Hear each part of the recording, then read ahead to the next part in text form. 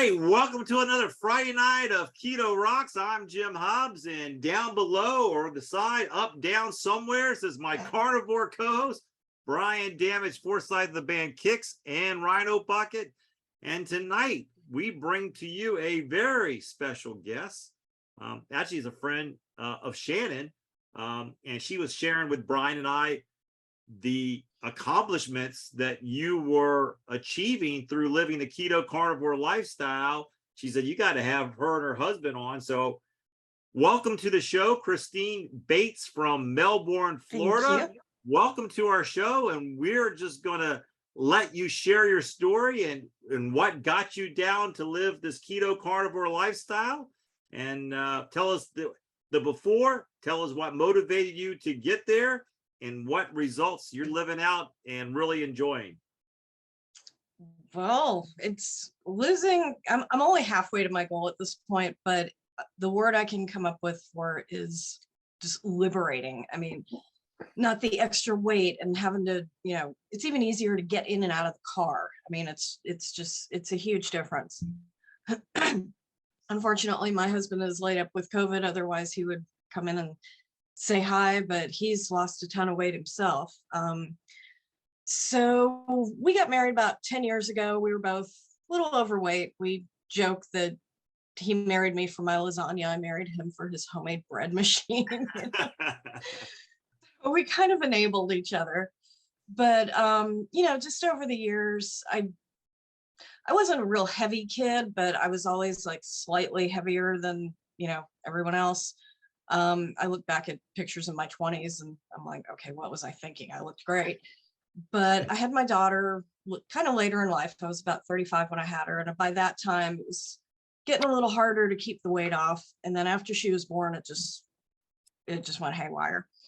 So lost a little bit of it and then got divorced, which was just nothing but stress eating for about 2 years after that. So I put on quite a bit, and my husband was kind of a big guy too. So when we got married, we were both looking to lose some weight, but between stress and then I got laid off and then he got laid off, and it was always something else. It's like, I don't have time to focus on this weight right now. I've got to deal with other things. And it just kind of took a back seat. So, and then he maxed out at about, I want to say back in December, his doctor told him he was about 240, and he's about 5'8", 5'9". He's not the tallest guy in the world. So, and it was all concentrated in the middle. Me, I capped out, we were on the Monsters of Rock cruise, and that's where that picture came from. I capped out at about 195. I'm only 5'3". So Brian, that very large couple that you met at the muster when we first got on the boat, that was us. Okay. I think if I saw the picture, I'd go, oh, wow. Yeah. We saw you guys when we got on the boat, and that was when we were just at our absolute max. So by that time I had, Keith had a couple of blood tests, and they told him, it was possible that he could be pre-diabetic. But we hadn't had the definitive test results yet. So we go on the cruise, and we had the drink package, and we took full advantage of that drink package. So I tend to like sweet drinks. So it was just sugar, nothing but. And about maybe 2 months later, I went in for a physical. And the only reason I went is because my mother has heart failure, and her cardiologist told me, you need to go in and get checked out, make sure it's not hereditary or something. So I go in and have a physical. I go back in for my blood test, and my doctor just kind of sat me down, and he's like, okay, we need to talk. And he showed me my blood test results. My fasting glucose was 212, and my A1C was 9.8. Okay. So yeah, and he's like, you are full-blown diabetic. So about a week later, my husband gets his results, and he was at 5.7. He was like right on that borderline of pre-diabetic. So they basically told me, well, if you'd like to live to see your daughter graduate high school, you need to make a change. So I was rather than putting it to the side like we'd always done, oh, we have other things to worry about, this is like, you know, I'll deal with this later, we were forced to confront it. So I went home, showed my husband my test results, and we're like, okay, so we're done. And we actually, that very day, I mean, cold turkey, no carbs, no sugar. By that weekend, we had cleared out the pantry. I mean, everything was gone. And we've had a couple little, I wouldn't say slip ups. They were, you know, kind of deliberate. Like last week when we were in Tennessee, went to a Mexican restaurant and I splurged. I had 2 tortillas, ooh, you know, and I had half a piece of cheesecake. But I've managed to lose, let's see, I'm down to, this morning I was at 159. So my goal is about 130, 125-ish. And my husband has actually lost about 60 pounds. He's down from, let's see, when we started this, he had lost a little. He was about 235. He's at 170 right now. Wow. Great. Yeah. And for him, that's just, I mean, that's huge. He looks like a completely different person. So I want to go back. I want to go back to your doctor appointment when the doctor says, we got to talk. What did your doctor, what advice did your doctor tell you to eliminate sugar and to get off carbs? Yes. Wow. So we're very fortunate that our doctor's office, it's, you know, the main doctor, it's his practice, and then his physician's assistant who I work with, he's really knowledgeable, great guy. They both are, you know, supportive of the keto diet. They suggest to their clients or to their patients the South Beach diet. But I kind of looked at that and I was like, that's just a little too high maintenance for me. So we just decided that, you know, we started doing a ton of research on keto. You know, when this first happened, you know, I work with Shannon. So I emailed her, I told her what was going on. She's like, okay, we need to talk. So I get all these little emails from her with all kinds of hints, and I go back to my husband with them. We started watching all kinds of YouTube videos. We started watching Dr. Berry, Dr. Berg, Dr. Eckberg, a couple others, and just really getting as much information as we could before we really got into it. I mean, we went cold turkey on the carbs and everything, but learning, like, you know, what macros we needed, how much fat you need, how many carbs you should cut down to. I downloaded an app called Carb Manager, and I kind of live by that. I enter everything in there so I can see what I'm doing every day and where I'm coming up short or where I'm going over. So it really keeps me in line. And I mean, I'm still learning this. It's definitely a learning process, figuring out what I should have. It's like, oh, this ingredient, oh, can't have maltodextrin because that's, you know, and then MSG, and just discovering how much crap they actually put in food. It's scary. It is just scary. All this chemical garbage. It's like, why would you ruin this really good, you know, like you go to Costco and you get the rotisserie chicken, right? You look at the ingredients. Why would they add maltodextrin to that? It just makes no sense, which is really sad because those chickens are good. Well, but yeah, you discover how much crap you're putting into yourself and what it's doing to you. And it's like, you know, it has been a lifestyle change. This isn't just something we're doing for the short term just to get rid of the weight. This is going to be a lifelong thing. We don't have a choice. Well, what I'm actually kind of enjoying it. I want to know, I don't mean to interrupt. I want to know what you and your husband started to feel when you guys, I mean, because it's very difficult for people to go cold turkey because your body truly is addicted to the so to go cold turkey is very difficult. So did you and your husband have any like, man, I can't do this. I'm going into the kitchen. I'm going into the Oreos, or I'm going to have a pina colada, whatever. Some warm bread and butter, whatever it is. Did you guys have I have my moments where, you know, I'm grocery shopping or something and you pass by that big table of goodies when you're going through Walmart to the bakery to the, you know, the checkout counter. And yeah, would I love to stuff my face into a big pan of cinnamon rolls? Of course I would, but it's just, you know, it's in my head. I know the end result. I know that this caused me so many problems. I can't go back there.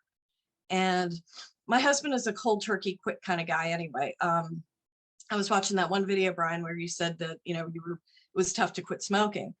So my husband used to smoke, and what he did was every time he would think about having a cigarette, he would drink 8 ounces of water. And this was like 20 years ago. And he got to the point where he got so sick of water, he never thought about cigarettes again. So that's his personality. That's how he deals with things. And yeah, it was hard. I mean, you know, I've got a 16-year-old kid who, you know, we're not limiting her on what she eats, but we're trying to encourage her to make better choices and, you know, set a good example for her. She's lost a few pounds here and there because she eats dinner with us. But I'd say those first few weeks were really, really tough, but I was just determined not to fall off the wagon. It's been a little harder for my husband because he's from Texas. So of course, Tex-Mex is a food group unto itself. Right. And then his mom's side of the family is from Louisiana. So then you got the Cajun side. So it's tortillas, rice, you know, just like the roux that you make for the you know, the gumbos and all the, you know, etouffees and stuff with the flour. So that's been very hard for him to give up, but he's hanging in there. And I mean, the results speak for themselves. I mean, he looks amazing. He's gone from a size 40 in jeans down to a 30. Wow. And that's since May. So, and I've gone from a very tight women's size 16 to somewhere between an 8 and a 10 now. So it's, yeah, if you could see my office here, I've got this giant stack of clothes that don't fit either one of us on the floor anymore that I've got to get rid of. All these big sizes that, I mean, I tried on a pair of my previous shorts and they just like literally fell off of me. I was like, okay, making progress. Yeah. So I'm halfway there. And, you know, it's at first, you know, the weight loss is really encouraging. It's like, bam, bam, bam, you know, just pound after pound. It's like, damn, I just lost 15 pounds within like 2 weeks. And then it slows down. Mm-hmm. So I kind of knew that was going to happen, but you're not really prepared for how disappointing that can be when it's just like, you're so used to the multiple pounds and it slows down to like 1 every couple of days. So I'm getting there with myself. I'm trying to give myself a break. It's like, I'm not going to lose 2 to 3 pounds every day. You know, I just have to keep it up, keep going. And, you know, like I said, when we were in Tennessee, I had my little slip up with my 2 tortillas and my half a cheesecake, or half a slice of cheesecake, not the whole thing. But it was you split the other half with Brian? No, with my husband. Okay. Yeah. Just checking. No, but yeah, I mean, what saves us is that I can't imagine being a vegetarian doing this, and the fact that we really like to cook a lot, and even before all this. So we've tweaked like a number of our previous recipes to make them keto friendly. We've come up with a bunch of new stuff too. So it's just learning to adjust, making it a lifestyle. And we've come up with some really good stuff. So I've learned to live without it. I'm doing okay. Well, that's the hardest thing. That's the hardest thing to do, because, you know, you said something that I don't think most people realize is that, and we've talked about this, or some of our guests have talked about it. Dr. Joan Iflin's definitely talked about it, but we don't realize until we educate ourselves, like the foods that we buy from the grocery store, the majority of them are processed food. And even like you said, the rotisserie chicken that you think, okay, well, chicken, that's good for me. My doctors have always told me to eat chicken. But then when you look at the ingredients, they're still putting sugar and stuff that's causing you to be addictive to those substances. So the reality of it is, big food really is programming you to be an addict to the foods that they want you to eat. It's not until you have one of those moments where your doctor goes, hey, sit down, we're going to talk. You're a 9.8 A1C and your husband's 9.7. We need to seriously talk here. We got to modify and change what you're doing. And then, you know, like you said, and Brian says all this all the time, to play out the tape. Like, you know, if you go back to drinking, you know, getting the drink package on the boat and having the pina coladas, the toasted almonds and all that. Not happening next year. Well, you know, you know where that's going to take you. You know, you're really going to not Yeah. feel as good as you do now. You know what it's going to do to your body. Mhm. But we Yeah. we forego that because of the convenience of everybody, for the most part, is on the go. I don't care where you live. It's on the go. I got to get back to work. I got to get back to my daughter. I got to take her to soccer practice. I got to do this. I'm going to swing by and just grab this. I'm going to go buy Chick-fil-A and get this. And so it's not until you have one of those scare moments, or there's something greater inside of you that motivates you to want to be something more than what you're seeing in the mirror. And it takes discipline, but then your why, you're changing your lifestyle. You have to that's what you have to focus in on. So kudos to you and your husband for focusing on the important part, which is your health. And I think it's and I think it's fun to be able to take recipes that you both grew up with and you both like and enjoy, and tweaking them. So now, because no one's telling you to not eat. That's the beauty of being keto carnivore. You can eat. You just got to do like Brian does, tweak different things and make it keto friendly or carb friendly. So it can be an adventure. It can be fun. But at the end of the day, the bottom line is, do you feel better? Do you have more energy? And are you healthier? And I think your numbers, when do you go back to your doctor, Christine, to do your A1C next? Let's see. I did it. The 11th was when I had my last test, and I got the blood test results online last week. I was supposed to see him a few days ago to discuss it, but with the whole COVID thing, I'm going to have a virtual meeting with him tomorrow. But my husband spoke with his doctor in the same practice yesterday, and we discussed it, and he was just, he was blown away with how both of us have done. So do you know what your A1C is now? Can you? Yeah, it's I started off at 9.8. I'm a 4.9 right now within 3 months. Great. Yeah. I was not expecting that. I was like, I actually cried. I was so happy about it. No, I was expecting. Well, that goes that goes to prove it. It's totally reversible. I mean, you were up in the diabetic range and now you're not. You're exactly. And I didn't think that would happen because I was looking, I've kind of did some research and like the whole A1C concept, the 3 months of, the blood cells, like it's kind of like a memory of what you've done within the last 3 months and the things you've eaten and the sugar and all that. So from what my understanding was, and correct me if I'm wrong, the, as those cells die off, then your A1C drops. So I didn't think it would happen that fast. I was thinking, okay, maybe after 3 months, maybe I'll be back down to like a 7 or something. And maybe by the end of the year, I'll be back down to like pre-diabetic.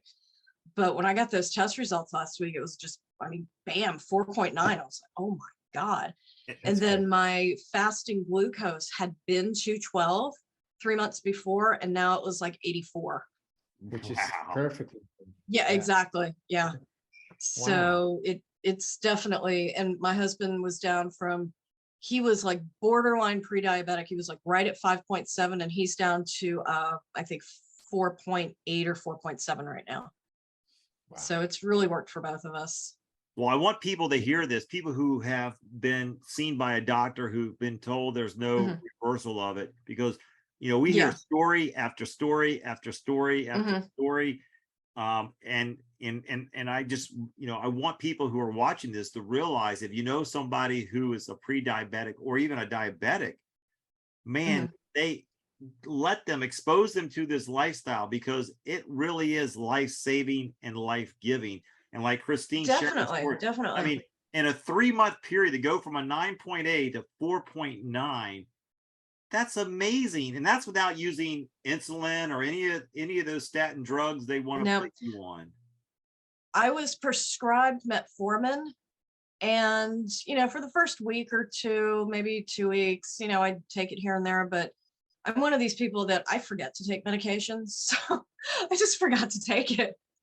And by the time I was done, I was like, I was thinking, this is, just tearing at my stomach, and I just, I feel crappy, and I'm like, I can do it without this. And my doctor's office was already pretty well aware that I really had no desire for the medication. my husband has taken it, and you know, it's working for him, but we have slightly different approaches to it because he wasn't to the extreme that I was. But when I went in, and the first time when I was told that I was diabetic, all they tell you is like, okay, well, cut your carbs and your sugar. It's like, okay, what else should I do? They tell you nothing. I mean, about nutrition.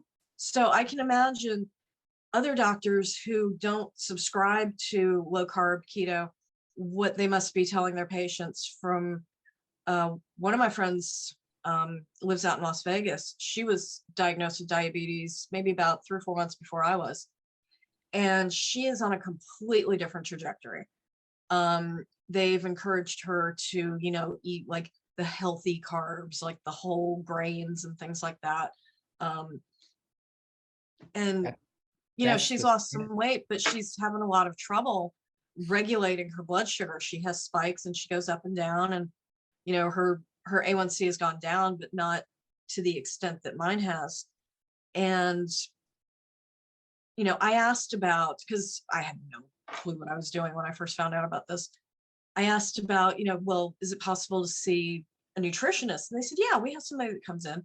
So I waited and waited, and a couple of weeks later, I'm like, still haven't heard anything. I called back for like the 3rd time, and they said, oh, well, we didn't realize that the nutritionist, unless you're on Ozempic or some other name brand drug, I don't remember what it was, it's the pharmaceutical company that sponsors the nutritionist to come out to the office to see you. I was like, are you kidding me? It's like, I need to be on your drugs to know how to, it's like, there's enough information out there. I can do this myself. I don't need this. Right. So yeah, it's mind blowing. Yeah. What I had something, you were talking earlier about how fast the weights came off at first, and now it's starting to slow down. I was listening to this, Dr. Barry's got that, is it Monday Night Live? One of those, he's got a live Q&A that he does. And I was listening to the replay of it while I was walking this morning, and that subject came up actually. And in the way he says it is, you know, keto or carnivore, they're not weight loss diets, although that's one of the side benefits you get from it. So, you know, you will lose the weight faster at the beginning, and then it starts to slow down as you get closer to what your body where your body wants to be. And like for me, I didn't really need to lose weight when I first did this, but I did. And I went down below my line, and then I just creep back up, and I thought I was like, why am I keep gaining weight? but it settled in, and now it's just steady now. And it just takes a while for your body to find its spot. And then when it gets there, you know, you can do whatever you want around, you know, as long as you're doing the keto carnivore thing, right? Doesn't matter what you do, your body weight will just hang right in that one spot. Yeah, I mean, even if I was to stop right now, I'm at 159, which for my height is, you know, still kind of heavy, but I'm back into regular clothing sizes. I don't feel exhausted when I go up a flight of stairs anymore. When we were in Gatlinburg, I mean, we walked all up and down and through the convention center and up and through town, and I wasn't even tired at the end of it. Usually my chest would be hurting, my legs were tired, and this was like, let's go. You know, we walked for miles. It was great. And it's just, we both feel, I mean, like the literal weight has been lifted off us. And it's just, you know, this first couple of weeks were hard. Shannon was warning me about keto flu. It's like, yeah, it's true. It's definitely true. There were days when I was like, oh God, just somebody kill me. Just give me a donut, you know? Well, yeah, it's the I was like, nope, not gonna do it.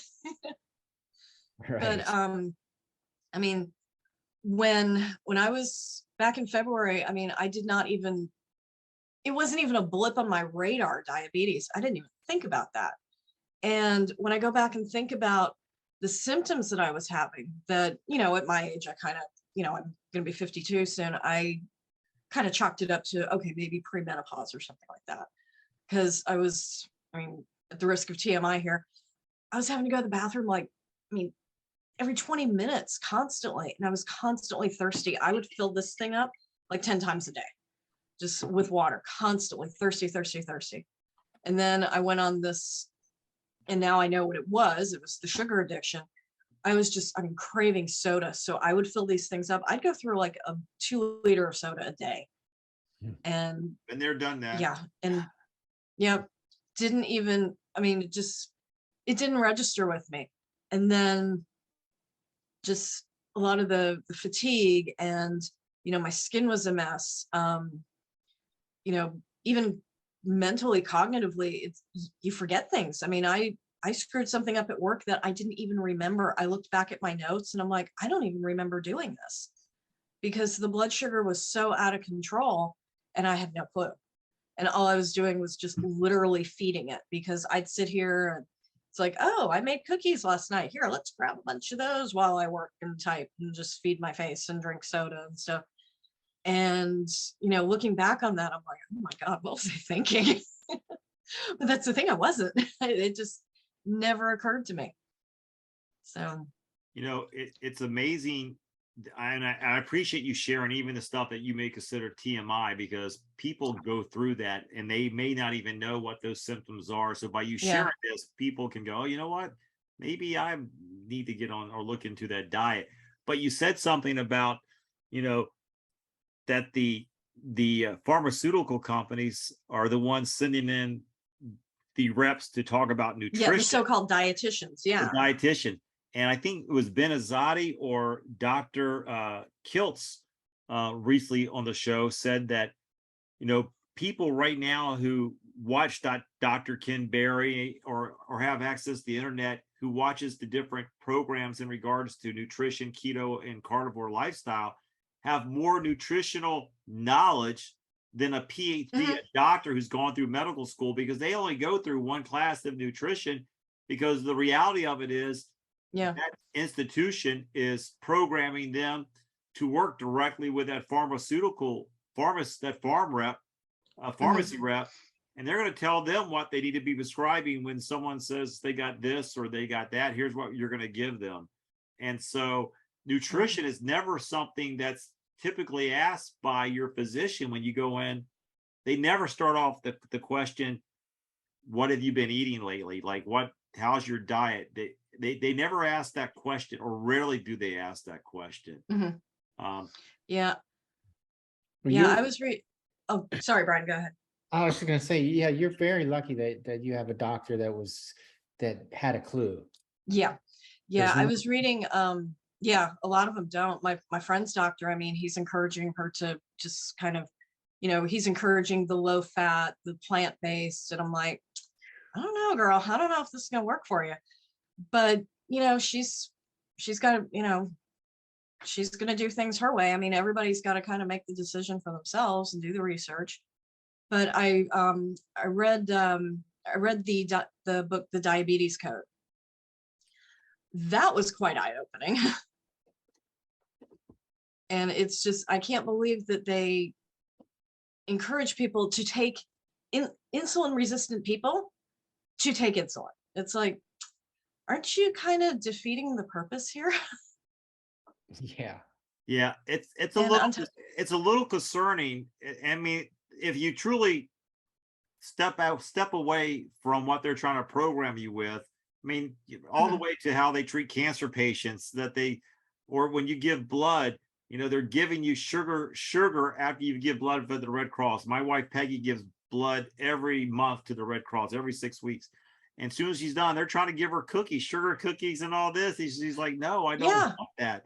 So it's amazing how people who are supposed to be in the healthcare profession know so little about nutritional, which is really the catalyst for true healthcare. I mean, the food is fuel. You proved that. I mean, go ahead, Brian. I was just going to say that, you know, the whole the medical profession is or industry is set up to treat the symptoms, you know, from the outside in instead of from the inside out, you know, and the nutrition treats it from the inside out. So that's why, you know, dumping insulin on top of somebody that's already having trouble. It's like they're just adding fuel to the fire, Yeah. And of course, fixing it from the inside out, that's not profitable. So Right. So it's, yeah, so it's just all, the drug companies, that's what they can do. They can treat the symptoms. They don't know yeah, how, they don't want to treat the cause. yeah. And when I was growing up, not maybe about 10 years ago, my stepdad had found out he was diabetic and he was put on insulin. And when I was a kid, my godmother, this was like in the 70s and 80s. I mean, they had her, constantly just increase of insulin. And she had absolutely no idea that all she knew that she wasn't supposed to eat sugar. So she lived on Diet Coke and, she wouldn't have sweets or something, but here she is. And she was, old Southern girl from Tennessee. She's up there, she's making her chicken and dumplings and she's making cornbread and stuff. And she's eating all of this and nobody had a clue back then. And I think it's only been maybe within the last 20 years or something, people have really just kind of been starting to wise up to what's really not healthy. Just that in the book I was reading, The Food Pyramid, it's like, wait a second, there was I think there was an entire chapter about how when the food pyramid started, that's pretty much when the obesity epidemic began. Yes. Because it was like, people used to put meats and, dairy things and proteins up here, and then the sugar and the starches were down here. Well, they reversed it. It's like, I really don't, most people were eating like what, 70% of their food, just straight up carbs, complex or simple or whatever, but still it's just sending your pancreas and everything else just absolutely haywire. So yeah, that book was an eye-opener for me. I was like, whoa, I had no idea about all this stuff. And then I read, I think it's Dr. Jason Fung that wrote those. So I went and read the Obesity Code, and it was just like, his recurring theme was insulin makes you fat. So insulin resistance, putting extra into yourself. It's like this system just isn't working. And, it definitely didn't work for my dad. I mean, up until, he passed away, he still had problems. So, but yeah, I think it's just a shame that these doctors don't have the nutritional information that we all really do, because we do the research. And the other sad thing is too, I just listened to a podcast with it was Sean Baker, but he had this nutritionist on there who had gone through what was it, the Academy of the big academy, I think it's in Florida, but for dietitians. And she soon found out, like a lot of times doctors will find that out too once they go through medical school, that when they get on the other end, they're just told what to do. They can't do what they really need to do. And the same thing goes for these nutritionists, that it turns out that this school is funded by Seventh-day Adventists, which are, they advocate vegetarianism. That's part of their religion. And so that's what's taught in this school. And you don't realize that like on the surface until you dig in to see what's underneath this school. And that's what's pushing the whole plant-based meat and all that stuff. It's the same people are behind everything. Yeah, I mean, the sugar industry too, because I mean, here in Florida, you have Big Sugar. I mean, they're a huge lobby group, and they have a lot of power in the state. And rather than, try to be responsible, they're basically destroying Lake Okeechobee with all their runoff. So not only are they, they're getting people addicted to sugar, they're pretty much destroying the environment around here as well. So Florida has definitely an issue in a number of ways with sugar. Well, big food in general, all the monocropping is destroying the earth. Yeah. And the cows get blamed for it. Yeah. Yeah. It's like cows have been around for a long time. I don't think. Well, cows have the potential of saving the earth. It's not that, it's the other way around. I mean, they just got it backwards because there's more money in, crops, because they can make the junk food out of it. Yeah.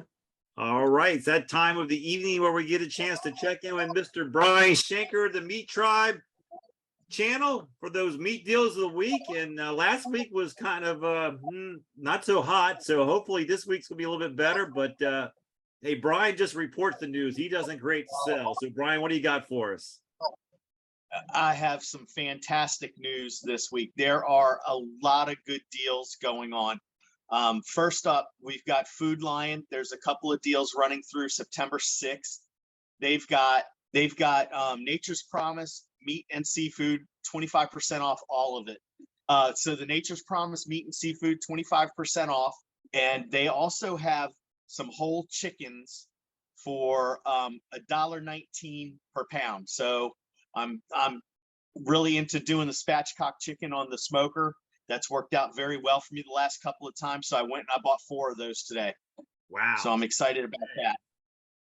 And the Food Lion brand ones are small, so I'll be able to fit 2 of them on my smoker at one time, which is what I want. So they also have Purdue whole chickens on sale for $1.49 a pound, and those are probably twice as big. So if you want that, but next up, Harris Teeter, their deals run through the 6th as well, and the ribeyes are on sale again.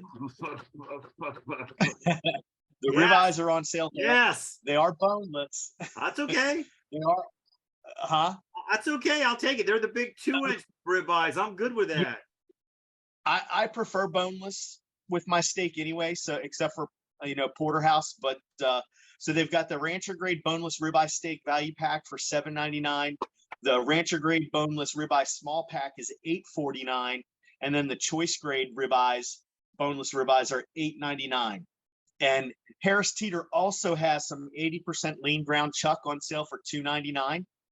And then down Brian's Way, Kroger, they've got some choice grade boneless ribeye steaks in a family pack on sale as well.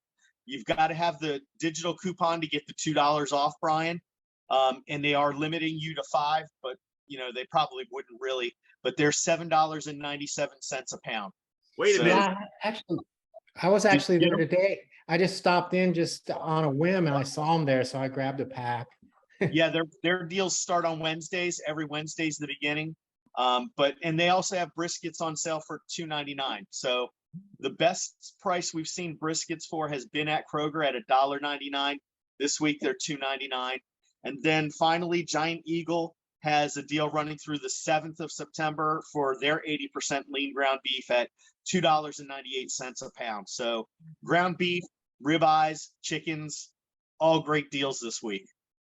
Well, let's to get by that maximum buy stuff, just go to the self-checkout. I mean, you hold yourself accountable and pack up and stock up that freezer of yours with ribeyes and whatever else they got going on there at Kroger. But man, you just made my night. This is it. Hey, good night, everybody. Yep. This is it. Ribeyes for everybody. And hey, it's Labor Day weekend, so they did not disappoint us. Yes. Awesome. Very happy about that. Is that all the deals? What's your pick of the week? I was thinking about that. Is it wrong for me to just say that all of those picks are the hot pick of the week? No, you can do that. Your channel. You do what you want. I like them all, but the chickens at $1.19 are good. The ribeyes at Kroger for $7.97 are good, and the ground beef at Giant Eagle for $2.98 a pound is good. So those would be my 3 top hot picks of the week. And Brian's going to devour some meat right now. He makes room for the goes. He go pick it. Look at it. He's already showing off his meat package. Look at that. Nice. I wish I had a Kroger within 4 hours of me. I know. We don't have one either around here. Publix and Winn-Dixie here. Yeah, we don't have one around here either, Christine. But we have to live vicariously through Brian, so he just shows off the specials of the week in his fridge. Yeah, but you have the Harris Teeter. I don't have that. That's true. It balances out. It's all good. It's how you look at it. It's all balanced. So that brisket special would make my husband cry. He loves brisket. Oh yeah. Yeah, that's why my freezer downstairs is stuffed with them. I can't even fit Yeah. another one in.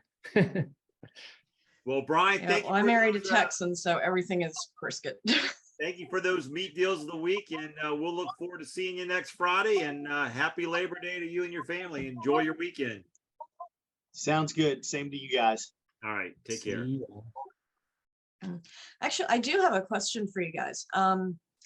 So what is your experience with being, keto or carnivore and your cholesterol? Because on my test results, I was considered to have high cholesterol. Like, I think my total was like 230 something. I'd have to look it up, but it was in the reds. So I'm just wondering, what have you seen as the correlation between the two, and is it really a huge concern, do you think?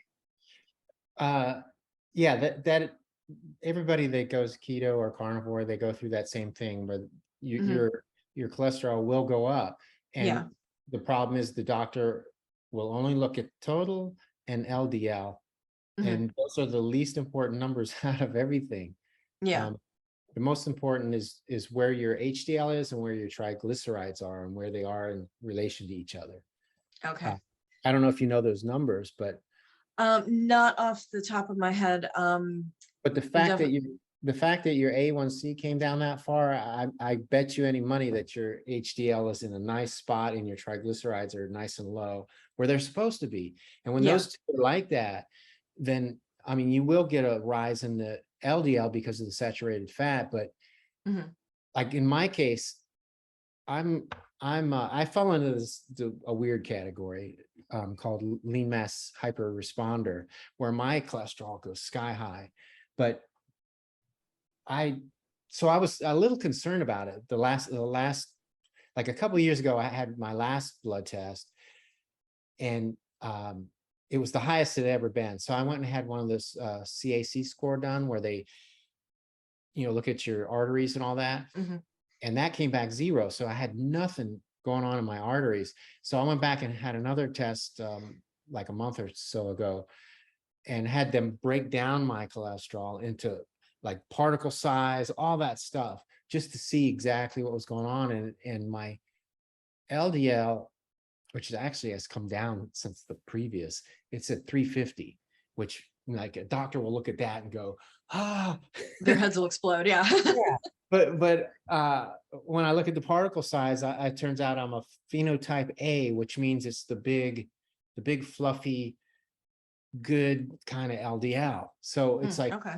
so I have I got the HDL, I got the good cholesterol, and then I got the good LDL. So it's all good. Okay. All right.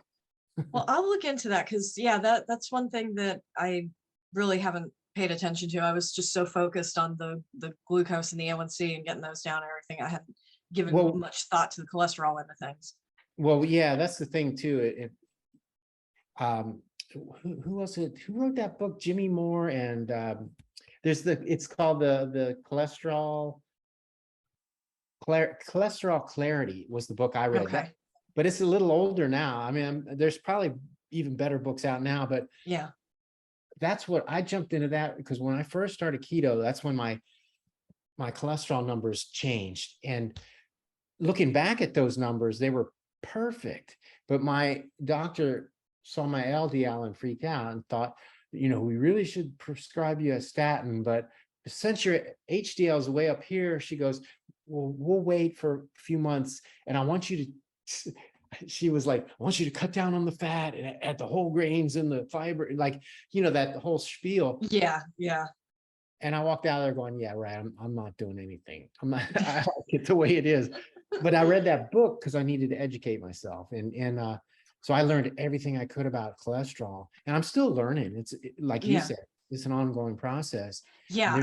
I've only been at this 3 months. I know you guys have been doing this for a long time, and there's just always something new to learn. Yeah. And well, that's the thing too. And so, I've gone through different doctors since then, a couple different ones. And every time the cholesterol thing comes up, they try to scare you. They try to tell you like, oh no, you should be on a statin and this and that. And it's like, but see, now that I know, it's like, no, Yeah. And I remember before I had the CAC score done out here, which I just went and had it done on my own because no doctor will prescribe stuff like that. Because my last doctor out in California, I was my insurance was Kaiser Permanente. Yeah. They're just like a pharmaceutical factory. They're like useless.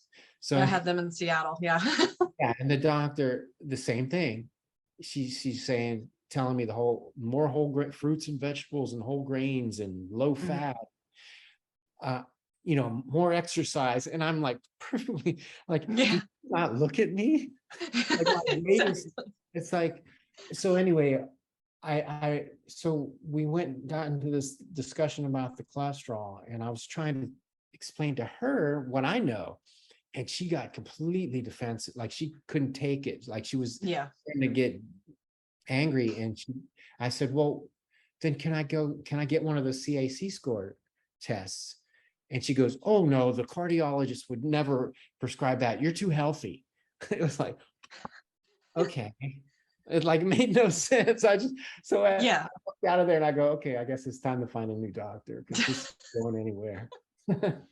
Yeah, we are very fortunate to have the doctor that we do, but at the same time, the whole cholesterol thing, and my mother's on a statin too. She has congestive heart failure, and at this point she's just doing whatever her doctor tells her, Right. except stopping smoking. But yeah, well, she was in hospice for a while. And then they decided, it's like, oh, well, you didn't die, so we're going to take you off hospice and put you in palliative care. So, she's hanging in there, but they wanted to check me out because of, she's a lifelong smoker. So that probably is where the heart problems came from, but they just wanted to make sure that I didn't have anything hereditary. So that's when all this started. And then that's when I found out about the diabetes and everything. So yesterday when my husband and I were talking with his doctor about the test results, he had said that, cholesterol issues can be hereditary as well. So, that's the first time I had heard that. So I really don't even know where to go with that. But I'm thinking, my mom's situation, could it be? I don't know. Well, here's what they don't tell you, that, low carb, high fat diets, while they, like they're saying, it raises your LDL cholesterol. Yeah. But as Brian was saying, they don't talk about more into the bad cholesterol versus the good cholesterol. And the reality of it is that while there could be there is not, by having those higher numbers, that does not translate to an increased risk of blood vessel plaque buildup or chances of you dying from heart disease. Yeah. In fact, here's the reality. Here's the crazy. This is the fact they don't tell you. In fact, people with higher LDL cholesterol are at no higher risk of dying from heart disease than those with lower LDL cholesterols. And when they are given lowering LDL cholesterol statin medication, just because they're given that, guess what? Statistically, that does not reduce their risk of dying from heart disease. So LDL cholesterol is a bad rap. And the reality of it is, if you go back and study it, it's these tests that again, someone paid for to say, well, these people who had heart attacks had high cholesterol. But what they don't tell you is they want to sit there and make you believe or scare you into believing that the high cholesterol is going to cause you the heart attack, when that is the myth. That's a lie. There's something else, as Brian was saying earlier, they always want to treat the surface, but never get to the root of the issue. And the root of the issue is your cholesterol is trying to repair something, to fix something in your body. And so that was already going wrong. Yeah. Right. And so the root of the problem is finding out what's gone wrong that your cholesterol is trying to repair, because that's your body's way of restoring you to health. It's not the reason why you had a heart attack. The cholesterol was doing what your body was meant to do, but it's been used to scare people into thinking they got to use a statin drug and it's going to save their life. With facts doesn't bear that out.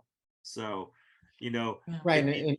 And most of the time, most of the time, the side effects from the statins will cause worse health problems in the long run, Right. and lead to Yeah. heart disease, I think I saw an article. diabetes and heart disease. Yeah, I think I saw an article yesterday that a lot of people complain of muscle pain while they're on statins, but the article said, oh, there's no proof of that. I'm like, oh, okay. So, But yeah. so here's what I would say. I would sit there and put my belief in that your A1C is 4.9. Yeah, that tells you everything right there. Yeah. That means that you've got that good HDL to triglyceride ratio, because that's kind of like, a lot of times they won't take your A1C like in a normal blood test unless they're looking for something. But right, the first time they did, and I just had the real high glucose, and that's when they sent me back to take the A1C test to see where that was, because that was just indicative, and plus the insurance company won't pay for it. So yeah, and in a normal blood test they'll do your cholesterol. So the way you figure out, you can calculate your A1C is from your triglyceride HDL ratio. So the fact that you have your A1C, that's telling you that's I can bet that it's good. Okay. Yeah, Dr. Barry. Thank you. Dr. Barry has some really good videos on YouTube in regards to cholesterol. So he's got so many videos. I haven't even begun to, crack the surface on watching all of them. Yeah, I mean, it's really sad because I was just talking to a friend of mine today. He's been on the show, Steve, Captain Carnivore. He was saying one of his boss of his warehouse that he works for up in Winchester, and the vice president for their entire company was visiting their facility today. And he was sharing the story about he's pre-diabetic and they got the insulin pump on his arm, and he was sharing the story. So Steve pulled him aside, I guess, and talked to him about, have you thought about keto carnivore? And the guy said, actually, it's funny you say that because I've been hearing a lot about that. But I'm a diabetic and this is what I'm saying. And then so Steve showed him some studies about, well, let me just tell you, there's plenty of people who have reversed what you have. And the only way to do it is to live it out. And so he's agreed to live this lifestyle and see what it can do for him. But it's too bad that most advice that's been given from the white coats who people go to for their health, advice that they're willing to accept as just the gospel, is going to just keep them in a bad situation forever when they don't have to be there if they eat the right foods. And we've been brainwashed to believe that by eating a high fat diet, we're going to be fat. And that's just not true. I mean, when I first found out about this, I joined a couple of Facebook groups for diabetes, things like that, just to try to get some information. And there are so many people in these groups that they're, like you said, being brainwashed that keto is bad for them, and they're, here posting pictures. Well, my doctor said I could eat these potatoes or something. And I'm looking at all these pictures and these people asking these questions. Oh, well, is this okay to eat? And I'm looking at it going, girl, no, it's not okay to eat this. And I feel terrible for these people because they're constantly writing about how they're struggling with their blood sugar. And it's like, well, are you looking at what you're eating? I mean, and just, they're getting such bad information. They're literally being told that keto will kill them, that it's bad for them. Oh, you're diabetic, you can't go keto. You'll get ketoacidosis or something. It's like, no, those are kind of two different things from what I've, done some, I've done a little reading. It's like they are two very different things. Yeah, it's sad. It's sad because you should be able to trust your doctor, and most people that don't really have a clue on their own, about nutrition or any of the effects of it on your body, they just trust their doctor because they don't know what else to do. And you think that you should be able to, but it turns out your doctor doesn't know either. Yeah. And all we were told was just like, okay, cut out the carbs and the sugar. And that's all well and good. I'm glad that they believe in that, but they didn't go the step farther to tell us, okay, this is what you're supposed to have. You're supposed to have a certain amount of fats and, you need to look at your protein and your carbs and make sure that, you know, you have the right macros and the ratios to what you're eating. We had to find that all out on our own. Yeah. And just At least they people are said, just being told, okay, you know, you have diabetes, don't eat carbs, don't eat sugar, bye. And, you know, they're just kind of shoved out the door, and it's like, okay, you're on your own. Yeah, but And you're that's lucky. But you're lucky they pointed you in the right direction. So at least you Yeah. can Yeah. read the It road kind signs. yeah, kind Yeah. of opened your eyes there to think, Yeah. wait a minute. Yeah. Well, to be perfectly honest, you and Shannon have just, I mean, you guys really, really helped me out at first, because I was absolutely clueless. I had no idea what I was doing. And she's here like, you know, ask us questions, ask anything. So she and I'd be going back and forth, and if something popped into my head during the day, I'd email her and she'd ask you, and then she'd come back. And so it was, you guys really, really helped me get started on this, just kind of figuring out what to do and what to look up and just how to get started on this. So thank you for that. I truly appreciate it. Yeah, well, my pleasure. Yeah, And that's, you know, that's why I share this stuff, you know. Yeah. yeah. The more people who at the ground level, which I call the real level, can start sharing their results like you're sharing tonight. That's why sharing is so important. Because Yeah, and it's like, go ahead. yeah, if this can help somebody, you know, you read all these things, oh, diabetes isn't reversible. It's, you know, you're going to have to live with it and worry about it forever. It's like, no, I have to admit, I'm kind of proof that it can be reversed. Maybe, you know, maybe it's always kind of be there. You've got to always be careful, but you can just go back to like pretty much living a normal life and not have to, you know, worry about testing your blood and insulin and the drugs and all that. Just eat right and it will work. Yeah. Mhm. You almost really got to start from fresh. I mean, people would be doing themselves such a great service to them and their family if they just say, you know what, Yeah. just this one question. What if everything that I've been told up until now was a lie? Yeah. And so go out there and start because if you're honest with yourself, you know, going through school, how you're raised, everything that you're believing in now was programmed into you. You just accept it as fact. But the reality of it is you really do have to do a reset, wipe your hard drive clean, and start inputting information that you find to be true by people who are living it out, not by people who are telling you what to do. Like you want to follow what Yeah. Dr. Ken Berry's doing and Sean Baker and people who are actually Dr. Robert Kiltz, you know, Brian Forsythe, people who are actually living it out.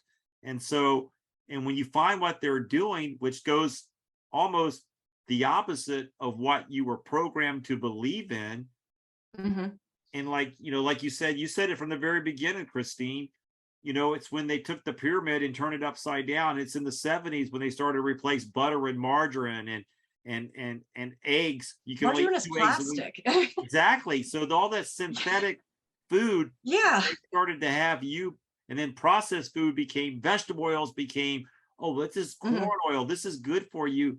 All this seed oil, which is just toxic in your body. There's no wonder that we have the highest obesity rate in the world right now here in the United States of America. Diabetes is at an all-time high. What they told us to do is supposed to be good for us? Why is more people living in a terrible situation than ever before? And this is 2020. Yeah, I mean, I had no idea about seed oils, and you know, like it was one day Shannon wrote me an email and she's like, Brian says seed oils are the devil. And I'm like, okay. So then I discovered that was true. But these are all the things that we were, you know, raised to believe. It's like, oh, you know, canola oil, it's lighter, it's better for you. And it's like, well, it's all marketing, just like Yeah. now, like, you know, people finally caught on that margarine was bad. yeah, Well, it margarine tastes is awful. margarine is still here. It's just called Yeah. plant butter or vegan Right. butter. It's Yeah. the same. It's just margarine. Yeah, just give me a stick of But Kerrygold they- any day. But they changed their marketing thing, so now people are like, "Oh, it's vegan." It's like, Yeah. no, margarine. Yeah, and it's like all these vegan things that, you know, people were buying like these vegan hot dogs and things. I mean, look at the ingredients. They're all chemicals. It's like, I don't care if they're so-called plant-based. It's like, if I can't pronounce it, I'm not eating it now. Well, if they And had it's just, yeah, there's nothing natural about it. well, not only that, but we did a show a few weeks ago in regards to what that White House nutritionist or nutrition guidelines were set. They were recommending, frosted, honey frosted mini wheats or whatever, and Lucky Charms. That's the items that they're promoting from a national government level as the nutrition that people should be on because they're fortified. They showed that way up here, and then eggs and stuff were at the bottom. Worst, like they're at the bottom. God. Yeah. So you eggs and bacon, yeah, it's just crazy what they even said to fry the eggs in seed oil or something. I forget, it was something that they were making the eggs even bad God. for you. So the reality of it is, people go out there and do your own education, do your own research, start to live out the lifestyle, and then, journal it, find out how you're feeling, take your own lab work. Christine's lab work should be proof that a low carb, high fat diet works. Because yeah, I mean, I feel better eating eggs and butter than I ever did eating a bowl of Frosted Flakes. absolutely. And guess I feel what? a lot healthier. And you're not going to be hungry 24 hours a day by eating No, butter. no. I was those first few weeks. Let me tell you, I was just like, just hangry. I was just sitting here, just, like, what can I do? And I would just start drinking water. I'm like, okay, I've got to get this out of my head. And it took a couple of weeks before I started waking up not hungry. And now for breakfast, I just have coffee with my, my MCT oil, and I put my collagen in there and stuff. My husband laughs that my coffee is a science experiment, but hey, it's working. But the way I see it, if remember that song back in the 70s, Junk Food Junkie? That was me. It's like, if it was bad for me, it's like, ooh, gimme, And so I think I'm proof that if, a junk food, addict like me can do it. I think anybody can do it. No. Hey, listen, I think I never thought I could. Most of America's been junk food junkie. I'm the guy that loved going to the fair and the circus to get the funnel cake and the deep fried Oreos. Oh my God. All of them, man. All of it. It's like give me. It's a buffet for addicts. And yeah. But when you deprogram yourself and you start to look at life differently, and you look at like, wow. I look at my husband and I used to eat our way through Vegas. Of course. Now I look at all that and I go, man, poison. I don't even desire it anymore. And I used to be just like you're talking about. Yeah. I would go to the fair every night just to get that sugar high, that funnel cake. Yeah. But now we go to restaurants and I look at menus and I'm like, well, I can't have that. Well, this is no fun. I'm going to go home and make something else, And on top of that, it's like, even when you do have restaurant food anymore, it doesn't taste as good. No, it's not as good as food at your house. That's for sure. Plus I'm stressing out because I don't know what's in it. So right. Yeah. So it's just much easier to go home and make something. But, when you're out of town, you can't help it. You just do your best. And, if there's any repercussions in the, the scale or the blood sugar, which, to be perfectly honest, I haven't tested mine in over a month. I just haven't felt the need to. And I think the test results were kind of, proof of that I don't need to do it anymore. I don't think. Because I know what I'm eating, and I know I'm not eating anything that is really going to give me a spike that's going to put me over the edge. The highest I ever had when I was testing it, and it was like maybe not even an hour after a meal, was like 103. That was the highest I ever got. And that was about a month and a half after kicking all the garbage out of my diet. So Christine, if someone's watching this program tonight, what bit of advice would you give them if they've been considering keto, carnivore, they're on the fence? What bit of advice would you give somebody who's just been straddling the fence? Bite the bullet and do it. It's the only way, because you're not going to reverse the diabetes. You're not going to get your A1C down. You're not going to lose any weight, because 90% of the time weight is indicative of diabetes. It's, direct cause of it. If you want to have a better life, if you want to look better, you want to feel better, you want to just be happier in general, just do it. Just feeling good is a hell of a lot better than what a donut tastes like, That's a great It's way like, of putting it. if you can't stand it, have a bite and then put it away. I remember Arnold Schwarzenegger was interviewed or something, and he got an ice cream and he was with somebody and they were eating the whole thing. He's like, why are you eating that? He's like, well, you just take a bite and get rid of it and just get it out of your system. You're going to eat that whole thing. And it was something my husband had seen, and I was like, makes a lot of sense. So now it's like last night, my daughter went to Chipotle and she got some chips or something. And I'm like, break a chip in half and give mom one half a chip. It's like, I got it out of my system.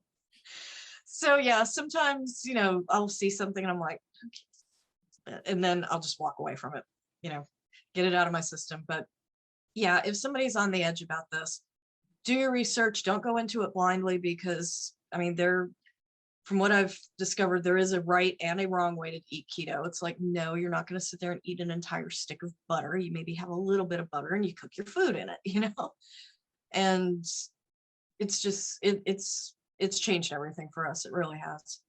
Well, that's awesome. Well, listen, we greatly appreciate you taking time out of your schedule to join us and share your testimony and your life. And hopefully next time your husband can join you and join us. Yeah. So he can share his side. Yeah, he'll be feeling much better next time. Yeah, let's hope he's on the mend and he'll be able to join us. And it is that time of the show where Brian gives a chance to give advice that's been beneficial to him, and been beneficial to me and for everybody who decided to follow that. I was listening to a Pink Floyd song the other day, and I realized they've been saying your tagline. Yeah. That happened last week once. He's back. Hey, I'm lucky we're even doing. Brian, we're lucky we're doing the show. We had a terrible thunderstorm yesterday at 1:30, and lightning struck the T-Mobile tower, and we were without internet and cell coverage from 1:30 yesterday till early this morning. And then as they were working on it, it was intermittent on and off.